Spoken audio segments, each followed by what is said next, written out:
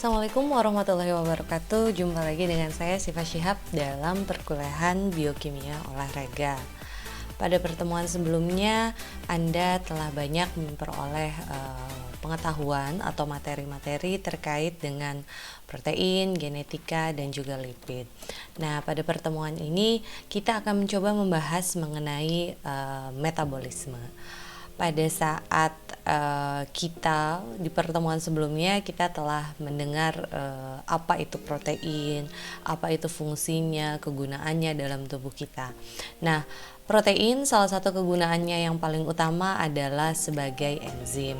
Enzim tentunya adalah salah satu molekul atau komponen yang paling banyak digunakan dalam tubuh kita, terutama dalam peranannya sebagai katalis. Sebagai katalis apa? Tentunya sebagai katalis dalam berbagai reaksi kimia yang ada dalam tubuh kita. Nah, tubuh kita sendiri itu pada dasarnya senantiasa tumbuh, senantiasa hidup begitu ya. Nah, untuk bisa hidup dan tumbuh, tubuh kita tentunya memerlukan energi. Dari manakah energi itu diperoleh? Energi diperoleh dari metabolisme yang dilakukan oleh tubuh kita setiap saat, baik dalam keadaan tidur maupun dalam keadaan beraktivitas. Nah, pada pertemuan ini kita akan mencoba membahas mengenai metabolisme dalam perspektif produksi energi dan bagaimana sih regulasi dari metabolisme itu sendiri dalam tubuh kita. Pada pertemuan ini kita akan mencoba membahas tentang konsep metabolisme itu seperti apa, kemudian produksi energi atau energi yang dihasilkan dari metabolisme karbohidrat, protein, dan lemak. Kemudian kita juga akan membahas bagaimana metabolisme ini berjalan dalam tubuh kita. Tentunya diperlukan sebuah pengaturan atau regulasi sehingga tubuh kita senantiasa berada dalam kondisi yang fit dan sempurna. Oke, kita masuk ke dalam pokok bahasan yang pertama, yaitu tentang konsep metabolisme. Apa sih metabolisme itu? Jadi metabolisme adalah proses pembentukan atau penguraian zat di dalam sel yang disertai dengan adanya perubahan energi. Metabolisme sendiri itu ada dua jenis. Yang pertama adalah anabolisme, yaitu proses pembentukan senyawa yang membutuhkan energi. Perlu digarisbawahi kalau anabolisme itu pembentukan senyawa dan dia membutuhkan energi. Contoh dari proses anabolisme sendiri antara lain ada fotosintesis dan kemosintesis. Contoh dari kemosintesis itu sendiri diantaranya adalah sintesis lemak dan sintesis protein. Jadi tubuh kita itu membentuk selain menguraikan senyawa juga membentuk senyawa. Nah, membentuk senyawa dan dalam prosesnya pembentukan senyawa-senyawa tersebut membutuhkan energi. Lalu jenis metabolisme yang selanjutnya adalah katabolisme. Katabolisme sendiri merupakan proses penguraian senyawa yang menghasilkan energi. Jadi mengurai senyawa dan menghasilkan energi. Proses katabolisme diantaranya contohnya adalah respirasi sel dan fermentasi. Jika Anda lihat gambar di sebelah kanan, segala bentuk kegiatan dalam tubuh kita itu melibatkan yang namanya energi.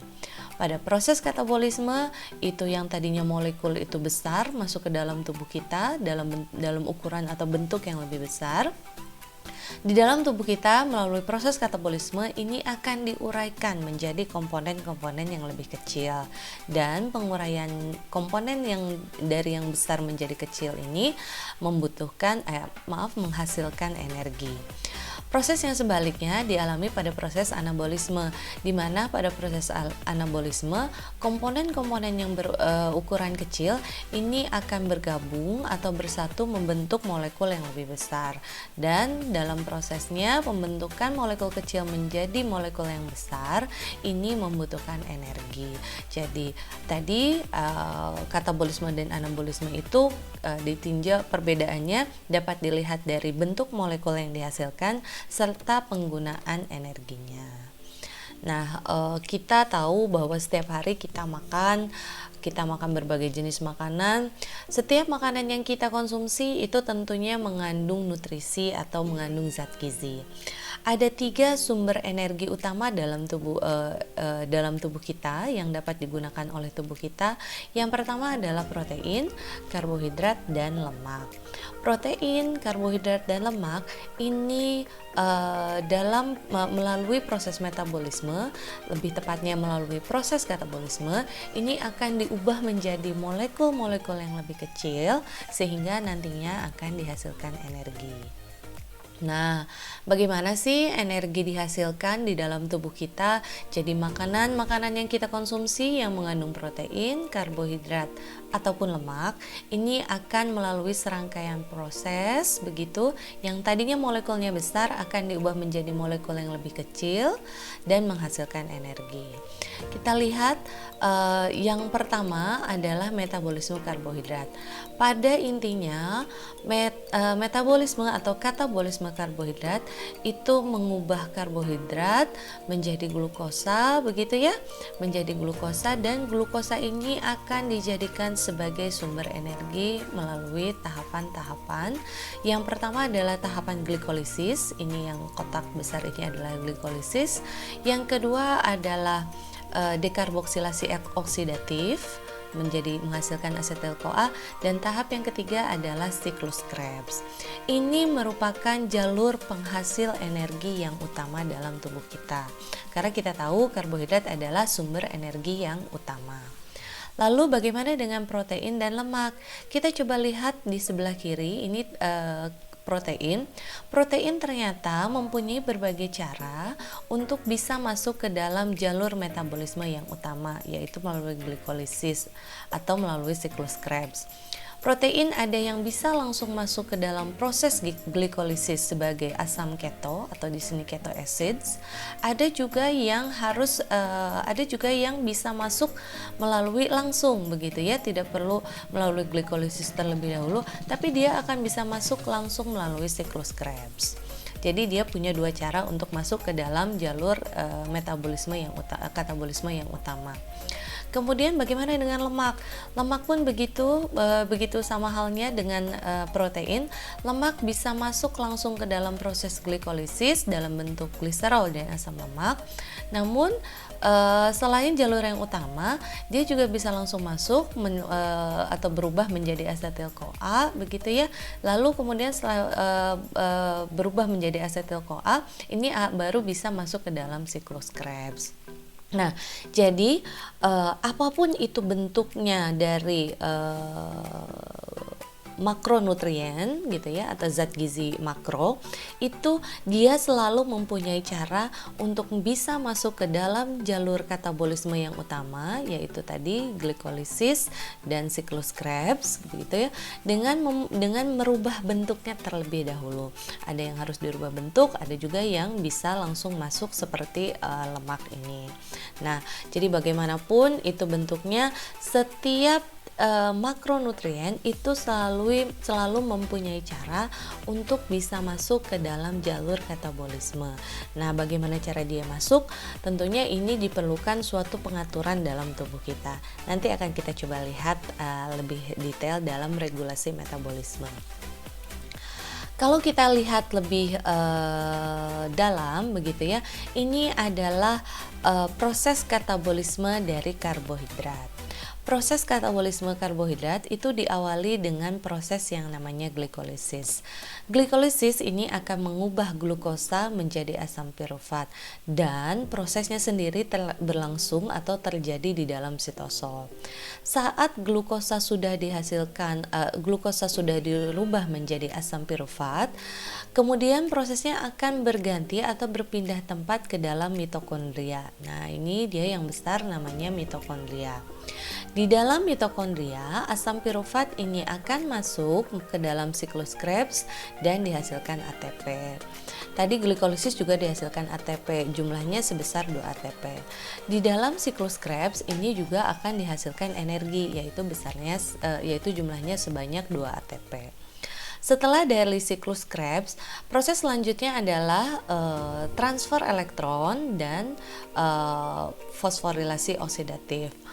Dalam kedua tahapan ini juga dihasilkan energi dalam jumlah yang cukup tinggi. Namun jumlah energi yang paling tinggi ini diperoleh dari proses yang namanya transfer elektron. Saya ulangi, dalam katabolisme karbohidrat, energi paling besar dihasilkan pada proses transfer elektron, yaitu sebanyak 34 ATP. Nah, kalau kita lihat berapa sih jumlah energi yang dihasilkan dari dalam satu siklus satu siklus katabolisme karbohidrat. Jadi akan pada glikolisis dihasilkan 2 ATP begitu ya. Kalau dekarboksilasi oksidatif ini menghasilkan 2 NADH, siklus Krebs menghasilkan 2 ATP dan transfer elektron menghasilkan 34 ATP. Jadi dari satu molekul glukosa yang Anda konsumsi ini akan menghasilkan 6 molekul karbon dioksida, 6 molekul air atau H2O dan 38 ATP. Jadi Anda bayangkan satu molekul glukosa aja itu bisa menghasilkan 38 ATP. Satu loh ya, berapa banyak nasi yang sudah Anda konsumsi, berapa banyak roti, berapa banyak makanan manis lainnya, kopinya, bobanya gitu ya. Jadi memang banyak sekali sumber-sumber karbohidrat yang bisa menghasilkan energi. Nah, selanjutnya kita akan coba lihat penguraian atau proses katabolisme protein. Protein dalam tubuh kita ini tidak serta-merta langsung dapat digunakan. Protein harus dipecah dulu menjadi bentuk yang lebih sederhana. Proses pemecahan protein itu menjadi bentuk yang sederhana dinamakan dengan hidrolisis. Protein dihidrolisis dihasilkan asam amino. Jadi molekul yang penyusun protein itu adalah namanya asam amino. Asam amino ini dapat digunakan untuk berbagai kebutuhan. Ada yang dapat digunakan untuk sintesis protein baru, ada juga yang dapat digunakan untuk sintesis senyawa-senyawa atau molekul lain seperti heme, nukleotida, hormon, dan neurotransmitter. Asam amino setelah melalui proses deaminasi oksidatif begitu ya akan menghasilkan NH4 atau gugus amina. Gugus amino ini dia bersifat racun jika berada dalam tubuh kita sehingga harus dikeluarkan dan tubuh kita mengeluarkannya dalam bentuk urea atau melalui urin.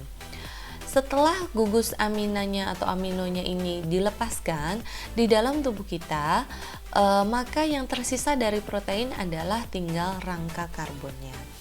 Dengan adanya rangka karbon yang berasal dari asam amino, maka bentuk asam amino yang tinggal rangka karbonnya ini dapat masuk ke dalam berbagai jalur metabolisme. Ada yang diubah dulu menjadi pirufat, kemudian dalam proses gluconeogenesis ini menghasilkan glukosa. Ada juga yang dirubah menjadi energi langsung begitu ya, masuk ke dalam siklus Krebs atau jalur metabolisme umum. Ada juga rangka karbon yang terlebih dahulu diubah menjadi asetil-CoA atau asetoasetat. Dan dari sini ada yang bisa langsung masuk ke siklus Krebs, ada juga yang diubah menjadi asam lemak dan badan keton. Jadi dari satu molekul protein itu dia mempunyai berbagai jenis jalur gitu ya. Ada yang digunakan untuk protein baru, ada yang digunakan untuk sintesis hormon begitu ya, atau protein-protein lainnya. Ada juga yang bisa digunakan sebagai cadangan energi dan penghasil energi begitu. Jadi kenapa protein itu sangat penting? Karena Anda lihat sendiri fungsinya ini sangat bermacam-macam dan mempunyai berbagai cara untuk bisa bermanfaat bagi tubuh kita. Itu yang protein. Nah, kalau dilihat dari tinjauan energinya, maka satu molekul asam amino begitu ya, ini akan bisa menghasilkan 36 ATP. Jadi jumlahnya hampir setara dengan jumlah karbohidrat. Tapi fungsinya, kalau tadi karbohidrat itu akan selalu atau hampir pasti akan selalu digunakan sebagai sumber energi melalui proses glikolisis. Tapi kalau protein ini dia mempunyai berbagai alternatif jalur sebelum akhirnya dia diputuskan untuk digunakan sebagai sumber energi. Oke, kita lanjut pada proses yang selanjutnya, yaitu katabolisme lipid. Lipid atau lemak itu pada dasarnya terdiri atas dua komponen.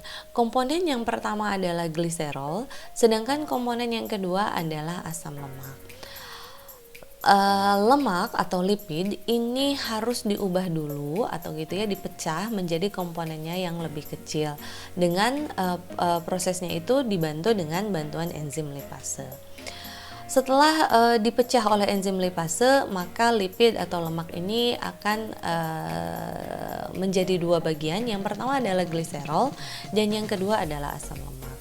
Gliserol dapat digunakan dalam proses katabolisme yang umum, begitu ya, melalui proses glikolisis, kemudian masuk ke siklus Krebs dan menghasilkan energi. Sedangkan asam lemak itu dia harus melalui proses tertentu, yaitu yang dinamakan dengan beta oxidation, sehingga yang tadinya asam lemak ini akan diubah menjadi asetil-CoA. Nah, jika sudah dalam bentuk asetil-CoA, maka asetil-CoA ini baru bisa masuk ke dalam siklus Krebs. Kalau kita lihat, karena komponennya atau bentuk molekulnya ini cukup besar, maka dia itu jumlah energi yang akan dihasilkan juga akan lebih banyak. Satu kali oksidasi asam palmitat, ini asam palmitat itu salah satu jenis asam lemak, ini bisa menghasilkan hingga 130 ATP. Jadi jumlahnya sangat besar, jumlahnya hampir 4 kali lipat dari jumlah ATP yang dihasilkan oleh karbohidrat maupun protein. Makanya kita kan udah banyak sumber energi dari karbohidrat nih, begitu ya. Jadi makanya kalau kita ingin kalau kita mengkonsumsi lemak atau lipid dalam jumlah tinggi, itu sebaiknya harus diawasi gitu ya, harus diperhatikan betul-betul, karena jumlah energi yang biasa dihasilkan oleh lemak itu sangat besar. Dan jika di dalam tubuh kita, jika energi itu berlebih, maka yang tadinya lemak itu harusnya berfungsi sebagai sumber energi, maka akan disimpan di dalam tubuh kita dalam bentuk cadangan lemak, begitu ya, di dalam jaringan adiposa atau biasanya jaringan di bawah kulit. Jadi kalau memang kebutuhan energi itu sudah tercukupi dengan tadi dari sumbernya karbohidrat, maka sebenarnya jumlah lemak ini harusnya tidak boleh terlalu banyak. Nah, tadi sudah kita lihat bagaimana setiap makromolekul itu mempunyai jalur-jalur atau pathway tersendiri, begitu ya, pathway tersendiri. Tapi bagaimana sih sebenarnya tubuh kita mengatur agar harusnya karbohidrat ini harus langsung melalui proses glikolisis. Kemudian protein ini nggak usah jadi sumber energi deh gitu ya, karena energinya udah cukup, kita buat aja protein ini sebagai antibody misalkan, atau sebagai kita gunakan untuk membentuk enzim begitu ya. Nah, bagaimana sih tubuh kita bisa mengatur semua itu begitu ya, dan mengapa juga tubuh kita harus mengatur proses metabolisme. Nah, proses metabolisme yang pada dasarnya adalah memiliki tujuan untuk mempertahankan fungsi otak dan mempertahankan fungsi tubuh kita pada umumnya. Jadi otak kita itu sangat diatur, sangat tergantung pada proses metabolisme yang terjadi di dalam tubuh kita. Nah, dalam mengatur proses metabolisme sebenarnya apa sih yang diubah? Nah, yang diubah atau diatur dalam jalur metabolisme adalah bagaimana cara tubuh kita mengatur cadangan energi, terutama glukosa darah. Karena jumlah glukosa sebagai cadangan energi utama itu jumlahnya tidak boleh terlalu banyak dan tidak boleh juga terlalu sedikit. Alasan yang kedua adalah kenapa regulasi ini dilakukan adalah untuk meminimalkan jumlah energi bebas. Jadi jangan sampai proses metabolisme yang terjadi dalam tubuh kita itu menghamburkan energi begitu. Nah, ada pada proses metabolisme ada titik-titik atau ada jalur-jalur tertentu di mana suatu metabolisme itu bisa bercabang. Kenapa terjadi percabangan atau terjadi alternatif jalur begitu ya? Nah, percabangan atau alternatif jalur tersebut bertujuan untuk meminimalkan kehilangan energi pada titik-titik percabangan tersebut. Nah, bagaimana tubuh kita sendiri itu bisa mengatur setiap jalur atau proses metabolisme? Nah, pada umumnya regulasi atau pengaturan metabolisme dilakukan melalui mekanisme allosterik dan modifikasi kovalen atau fosforilasi. Kita coba lihat contohnya bagaimana sih tubuh kita itu mengatur begitu ya, kapan kita harus lewat jalur ini, jalur itu begitu ya. Nah, ini adalah contoh saat tubuh kekurangan glukosa dalam darah, maka kalau jumlah glukosa yang dalam darah kira-kira ini caranya gimana nih supaya kita tetap dapat cadangan energi. Nah, tubuh kita itu bisa membentuk glukosa baru. Jadi glukosanya itu tidak diperoleh dalam melalui makanan. Katakanlah saat Anda puasa. Saat Anda puasa, kadar glukosa dalam darah itu akan rendah. Tubuh kita pastinya kekurangan glukosa dan kekurangan energi. Lalu dari mana nih? Sedangkan asupan makanannya nggak ada. Nah, maka tubuh akan mengatur. Mengaturnya bagaimana? Jadi tubuh mengatur agar asam amino atau protein gitu ya yang ada di dalam tubuh kita dan juga laktat yang berada di dalam tubuh kita ini akan diubah menjadi glukosa. Proses perubahan dari asam amino atau laktat menjadi glukosa ini dilakukan dalam sebuah proses yang dinamakan dengan gluconeogenesis. Jadi ketika kita kelebihan energi itu ada jalurnya supaya energi itu tidak terbuang dengan percuma. Ketika tubuh kita kekurangan energi, tubuh juga akan mencari cara begitu ya untuk menyediakan sumber energi yang cukup bagi tubuh kita. Nah, ketika ketika ceritanya nih kita lagi puasa gitu ya, kita puasa terus tahu di dalam darah kita itu kekurangan glukosa gitu ya. Nah, di dalam tubuh kita itu kekurangan glukosa. Bagaimana sih bagian-bagian tubuh kita itu, semua bagian tubuh kita gitu ya, bisa mengetahui bahwa kita kekurangan glukosa gitu. Sedangkan sel itu kan ukurannya kecil dan letaknya ada di seluruh tubuh kita. Bagaimana informasi tersebut bisa disampaikan ke seluruh bagian tubuh kita? Tentunya harus ngobrol dong gitu ya. Kalau kita manusia berkomunikasi itu dengan misalkan texting gitu ya, melalui bicara, melalui DM gitu ya, melalui IG story ya. Nah, kalau pada sel itu komunikasi dilakukan antar sel itu melalui berbagai cara. Yang pertama adalah melalui sistem syaraf, yang kedua adalah melalui sistem endokrin atau hormon, dan yang ketiga melalui komunikasi lokal antar sel.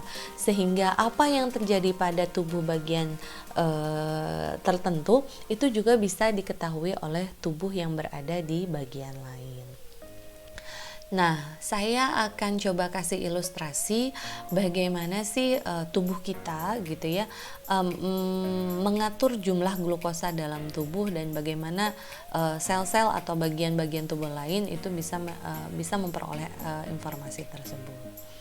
Kita coba lihat ya. Nah, ini adalah peranan insulin dalam, contohnya kita ambil tentang insulin. It travels along the digestive tract, where it is broken down into its component nutrients in order to be absorbed into the bloodstream. One such nutrient is glucose, a simple sugar. Glucose gets absorbed by the stomach and intestines, and then enters the bloodstream. It travels through the circulation to all body cells.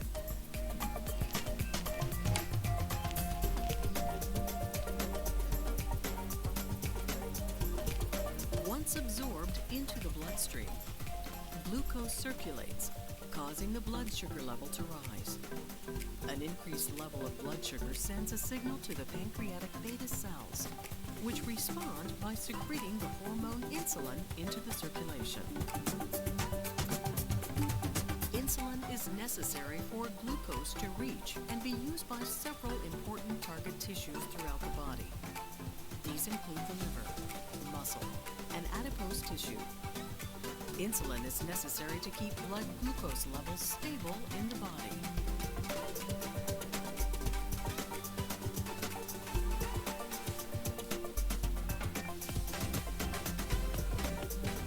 Glucose enters the cell through a process called facilitated diffusion.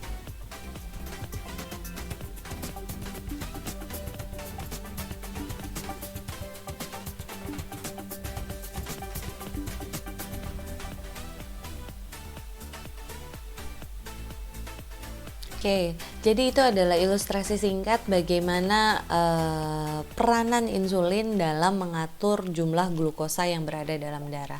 Jadi insulin itu dilepaskan oleh satu hormon, oleh salah satu kelenjar, yaitu kelenjar pankreas, begitu ya, oleh sel beta di dalam pankreas. Itu dia dilepaskan untuk mengatur ini glukosa di dalam darah banyak nih, harus kita kemanakan. Nah, insulin akan mengatur glukosa itu apakah dia akan digunakan sebagai sumber energi, ataukah ada yang disimpan sebagai cadangan energi di dalam hati, di dalam otot, atau diubah menjadi cadangan energi yang berada di dalam jaringan lemak. Nah, itu jadi salah satu peranan atau fungsi utama dalam insulin dalam meregulasi atau mengatur jalur metabolisme glukosa dalam tubuh kita. Jadi insulin itu adalah hormon. Sekarang kita lihat contohnya. Nah, ini adalah contoh bagaimana tubuh kita bisa mengatur kadar glukosa dalam darah. Pada kondisi normal, kadar glukosa darah ini berada pada kisaran 70 hingga 110 mg per desiliter. Kondisi yang seimbang ini dinamakan dengan homeostasis. Pada saat homeostasis ini terganggu, katakanlah ini terjadi penurunan kadar gula darah. Kalau tadi kebanyakan gula darah, kalau ini jumlah gula darahnya kurang. Maka yang terjadi adalah di dalam ada sel alfa yang berada di dalam pankreas, gitu ya.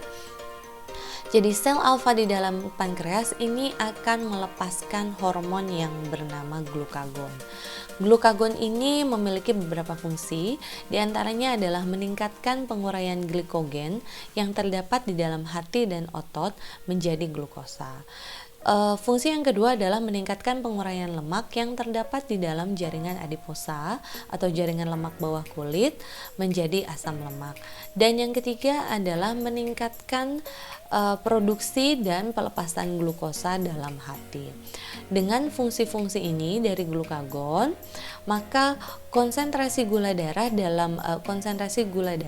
akan meningkat di dalam tubuh kita, sehingga yang tadinya jumlah glukosa dalam darah itu rendah, dengan adanya peranan hormon glukagon, maka jumlah gula darah atau glukosa dalam darah ini akan mencapai keseimbangan kembali. Fungsi yang berlawanan dilakukan oleh insulin. Jadi ketika jumlah glukosa dalam darah itu melebihi 70, melebihi kisaran normal, maka yang bekerja adalah sel beta yang berada di dalam pankreas. Kalau tadi glukagon itu oleh sel alfa, maka di dalam pankreas juga ada yang namanya sel beta. Sel beta ini adalah sel yang menghasilkan hormon insulin. Hormon insulin ini memiliki beberapa fungsi, diantaranya adalah meningkatkan laju transport atau perpindahan glukosa ke dalam sel, meningkatkan penggunaan glukosa sebagai sumber ATP, kemudian meningkatkan laju konversi atau perubahan glukosa menjadi glikogen, di mana glikogen ini nanti akan disimpan di dalam hati dan otot. Fungsi yang lain dari insulin adalah meningkatkan sintesis protein dan meningkatkan sintesis jaringan lemak. Jadi kelebihan glukosa ini itu nanti akan digunakan akan diarahkan oleh insulin. Ada yang jadi cadangan energi, ada yang dijadikan protein, ada juga yang dijadikan lemak. Nah, semua ini tentunya bertujuan untuk mengurangi jumlah glukosa dalam darah yang terlalu tinggi. Nah, saat kadar glukosa dalam darah itu sudah mencapai normal lagi, begitu ya, maka homeostasis ini akan bisa dicapai dan jumlah glukosa dalam darah ini akan kembali normal. Nah, tadi kita sudah simak beberapa penjelasan singkat sih sebetulnya tentang jalur metabolisme dari protein, karbohidrat, dan lipid. Jadi jumlah energi yang dihasilkan dari ketiga makronutrien ini tentunya berbeda, tapi yang paling utama digunakan sebagai sumber energi adalah yang berasal dari karbohidrat. Nah, selain itu juga kenapa tubuh kita ini jalur-jalur metabolismenya itu ada banyak begitu ya. Jadi semua itu diatur oleh tubuh kita sehingga beban kerja seluruh anggota bagian tubuh itu sama begitu ya, tidak ada yang terlalu berat. Nah, bagaimana tubuh kita itu mengatur cara kerjanya? Salah satunya dapat dilakukan dengan bantuan hormon. Dalam kasus ini adalah insulin dan glukagon yang mengatur kadar glukosa dalam darah. Nah, semoga apa yang saya sampaikan ini bisa dipahami dengan baik, bisa juga bermanfaat untuk Anda, dan tentunya akan menjadi bekal untuk proses pembelajaran kita ke depannya. Karena nanti materinya akan lebih banyak lagi dan lebih mendalam, tapi saya jamin tentunya akan tetap menarik. Demikian yang dapat saya sampaikan pada kesempatan hari ini. Semoga bermanfaat. Jika ada pertanyaan atau hal yang kurang dimengerti, bisa langsung kontak saya, bisa japri begitu ya, atau Anda bisa kasih komen di kolom komentar. Tapi jangan lupa juga deh di like. Oke, makasih. Wassalamualaikum warahmatullahi wabarakatuh. Bye.